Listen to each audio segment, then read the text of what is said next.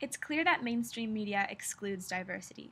Specifically, it's these multi-million-dollar films that exclude homosexuals and people of color. And they are successful. Gay and lesbian characters and black and Asian characters from top comic producers like DC and Marvel don't get any screen time because film directors know what sells: the straight, white male.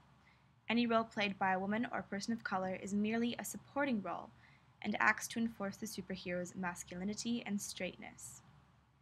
The majority of the American population only consumes the mainstream media, and therefore is not being exposed to the original stories. Not only is this straying from the integrity of the comics, but it has a negative impact on society.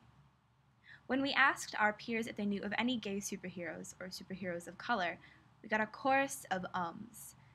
The first impact of these films is that diversity isn't included in our lives, so the only characters available to identify with are straight white males. These straight white males are prime examples of hypermasculinity, masculinity as homophobia, and masculinity as sexism, fighting fucktoys, all to enforce the straight masculinity of the superhero.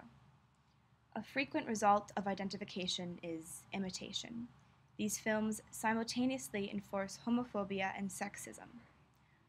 Jay Cohen explains this in a journal titled Defining Identification, a theoretical look at the identification of audiences with media characters, mass communication, and society.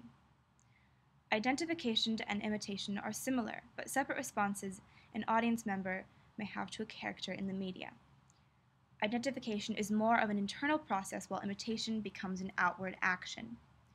We need to pay close attention to how much is learned about self-identity and social roles through identification with these superheroes in the mainstream media. It's a cycle. Film promotes white, straight males in the mainstream media because it sells.